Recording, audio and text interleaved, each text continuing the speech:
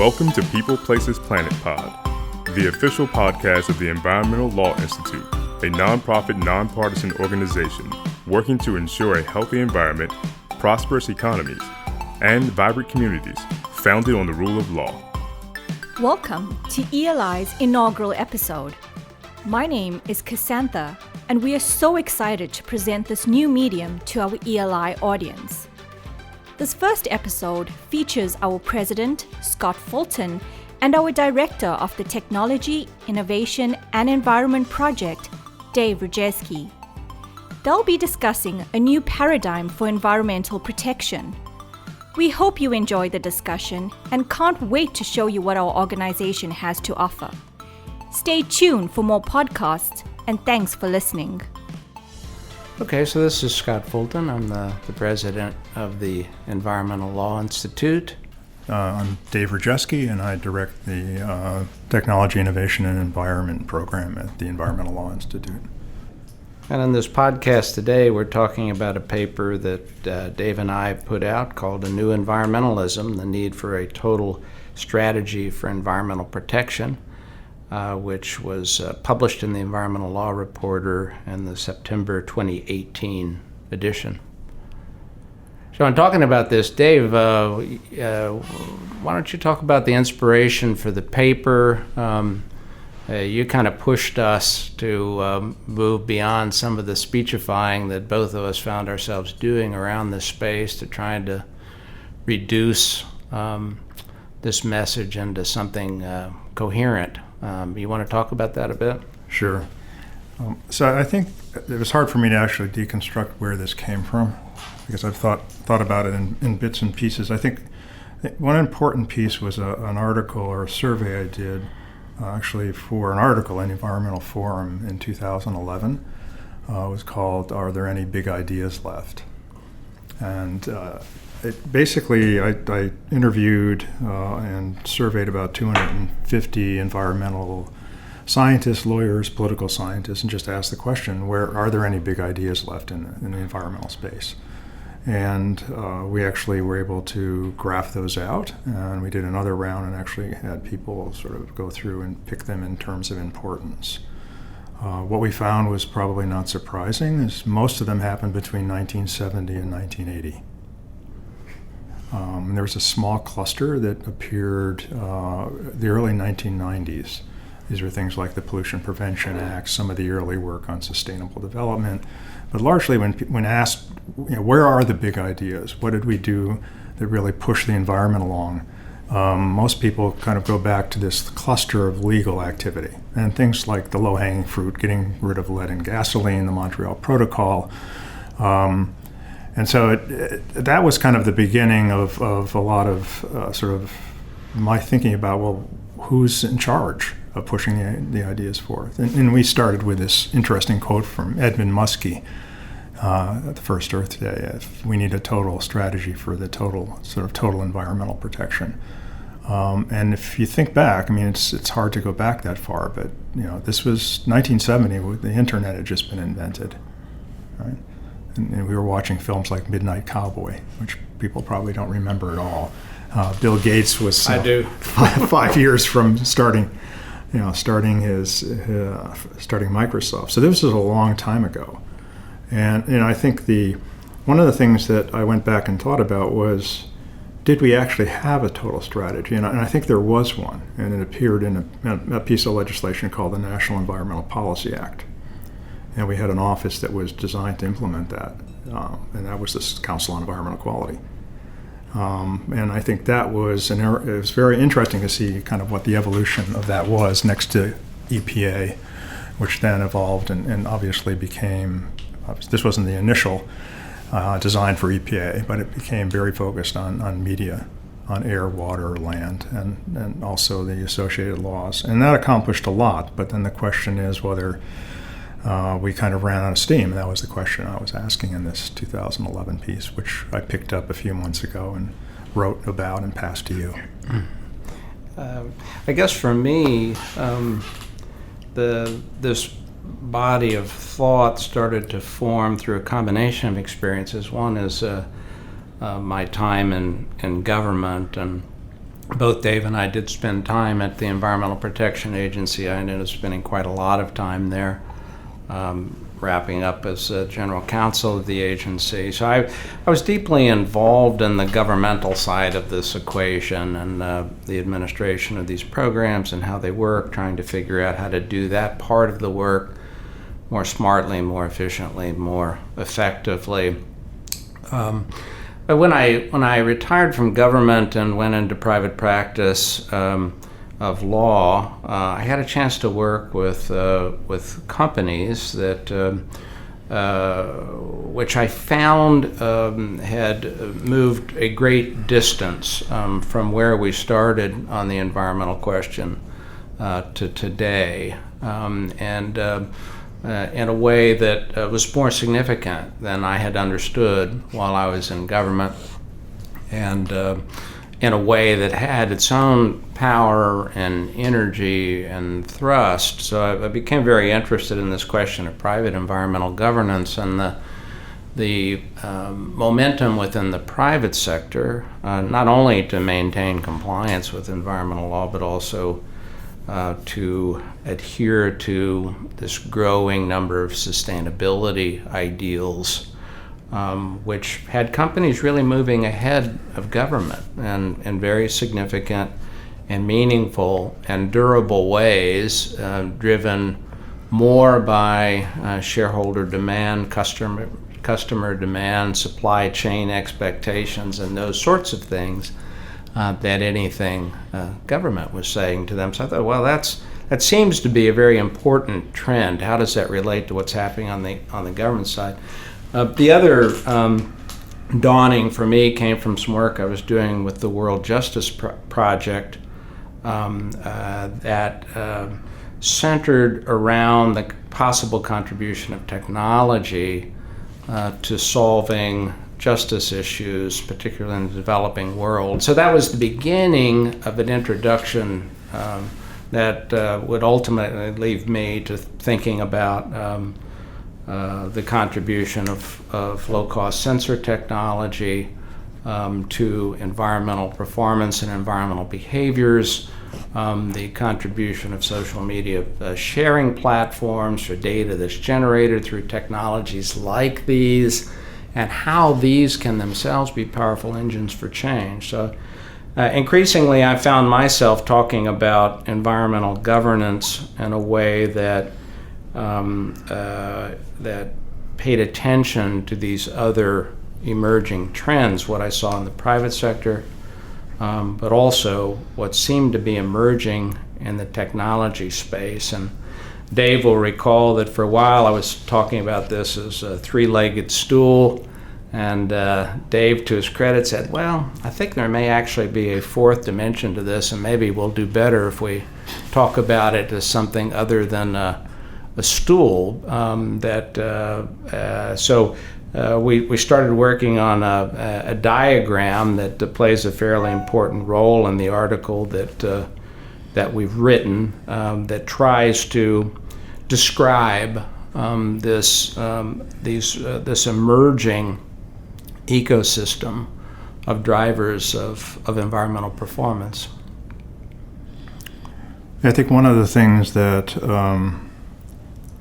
sort of struck me when this was back in the early 90s, as I had a graph that I'd gotten from the Defense Department, from DARPA, and basically the folks there had just figured out, of the 8 billion computer chips we generated that year, how many were in sort of computers, and it was about 5%. And so people were asking, where are the rest of them, right? And of course they were in your phone, they were in your toaster, and the defense folks had this concept that these were stranded intelligence, and the next big age of sort of the internet was going to be hooking all of these things up. And this became the Internet of Things that we have today. And I was doing that. It was also, I think, at a time when there were people at EPA and in NGOs and in the environmental community that were thinking about a lot of the problems that we'd solve were stationary, and now we have essentially an information system that's embedded in this network. it's an incredible opportunity, I think, staring the environmental community in the face right now and figuring out how we do it and who does it. Was, I think, also one of the motivations for that article. And so there's part of that graph is all about going from hierarchies to networks. But that's the next frontier, and I think we're positioned right there. But then the question becomes, who's thinking about that, and how do we drive a conversation? So it's interesting, I think, just in the time we put this article out, to see people's responses to this, which I think have been largely positive. Right. But it's become kind of a Rorschach test. And the conclusion so far is we're not completely mad, and that folks seem to be seeing what we're seeing, and appreciate the effort to stitch it together. But maybe I can try to describe what we've constructed here in this, what we're calling a new ecosystem of drivers. We're basically, we've got this thing divided into 4 quadrants. The 4 elements that we're seeing include both a driver and kind of a resulting system for environmental performance behaviors. One driver is law, and the system that emerges from the law driver is really public environmental governance and variations of that is administered by government itself. The second element is risk management, and in particular financial and reputational risk management. That's the driver. And the resulting system is private environmental governance. And what we mean when we use those terms is systems that emerge within the private sector that are self-regulating in effect, and can extend beyond self-regulation to regulation of business affiliates and business relationships, supply chain management, and that sort of thing. All kind of driven by the need within the private sector to manage against risk, whether that risk is financial or reputational. The third element that we talk about is technology. And here we're really talking about technology systems that are kind of self-contained, that are capable of both monitoring and correcting for environmental problems.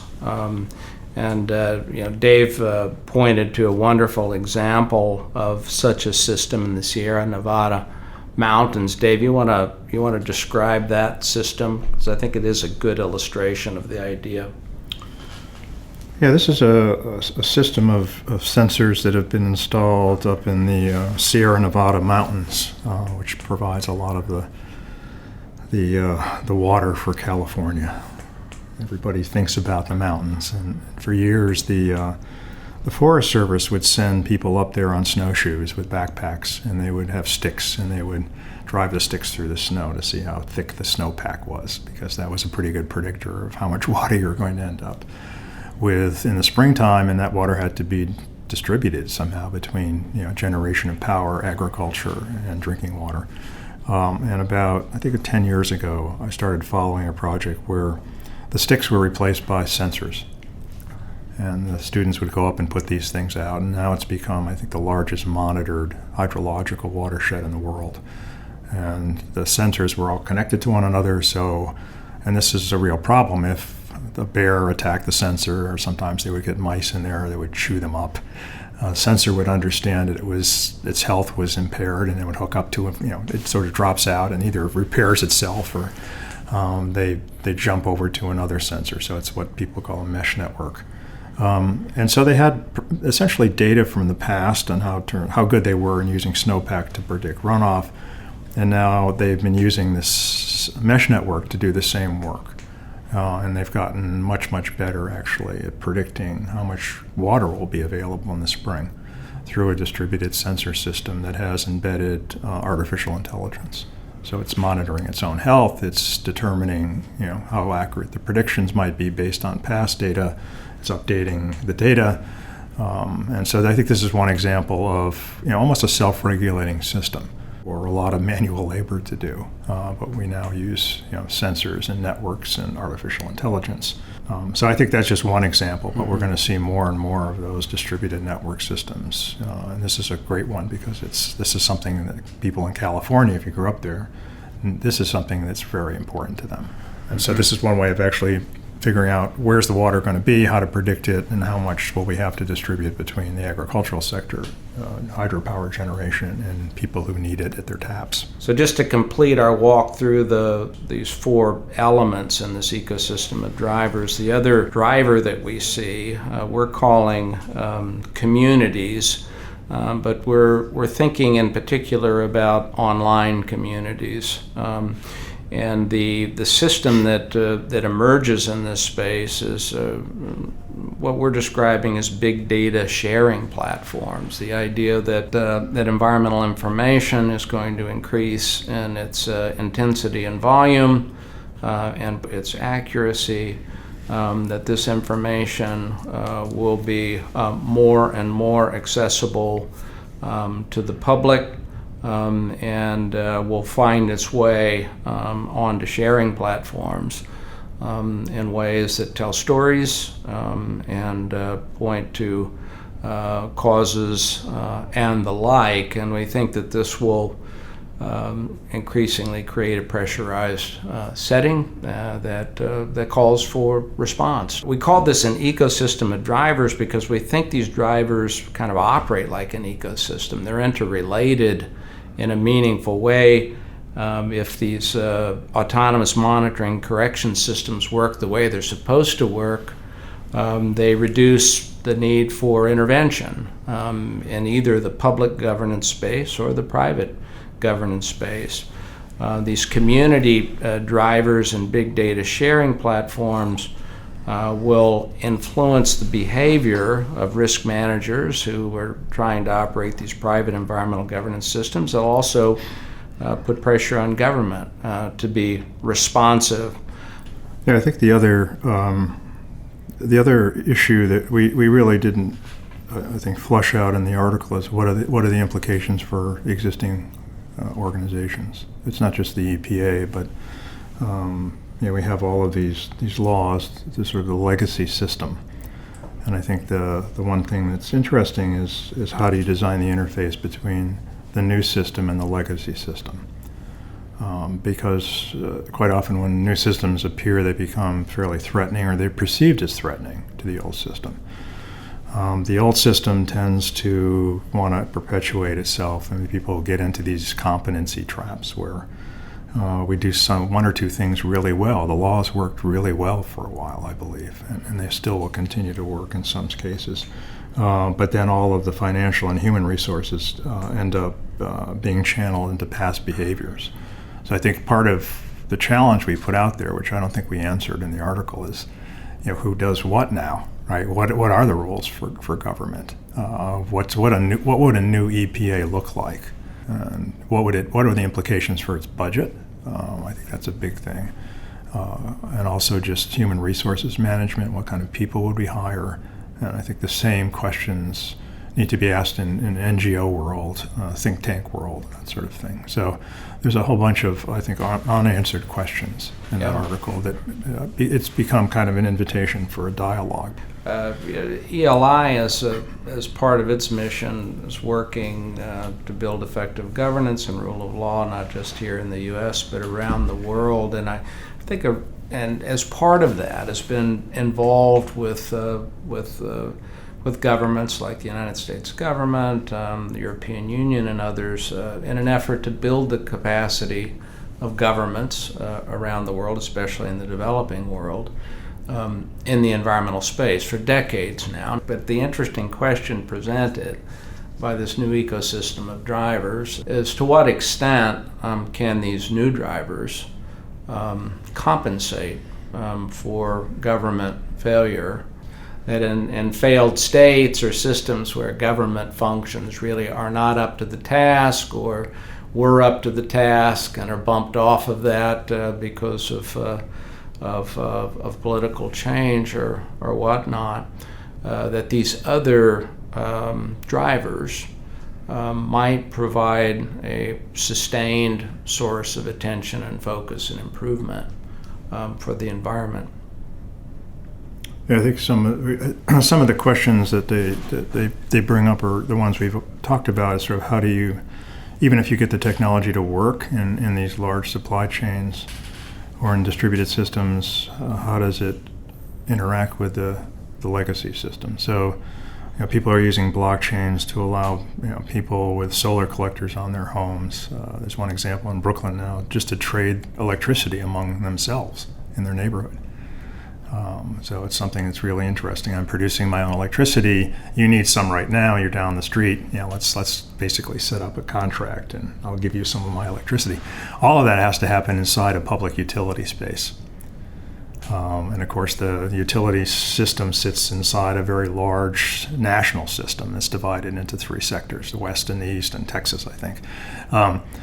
So that again raises this question: is even if I have the capacity to allow peer-to-peer trades, it could be electricity, it could be water in some systems. These small sort of networked peer-to-peer systems are going to be inside really large legacy systems that have been around for years that don't want to change. But we're always going to have that interface situation, I think, is how do we interface the kind of the new systems technologically and organizationally and in terms of their market behavior with the old systems.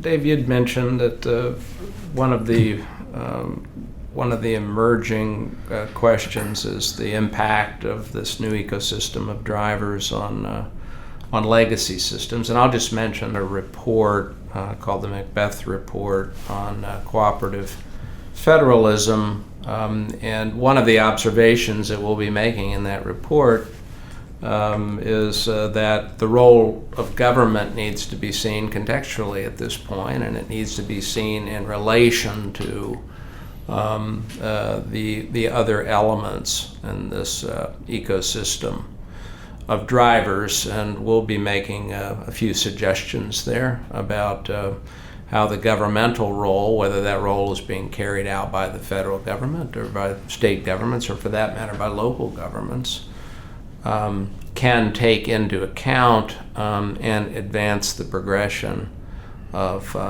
these other drivers. So be looking for that. Okay, so we're going to wrap up our conversation today. Again, we've been talking about an article entitled A New Environmentalism, the Need for a Total Strategy for Environmental Protection, that Dave Rejeski and Scott Fulton, have put out, and the Environmental Law Reporter, but it's accessible also online on the ELI website, which is at eli.org. I do think there's also an email link in there if you want to send us comments, critiques, expansions, welcome input at this point in time.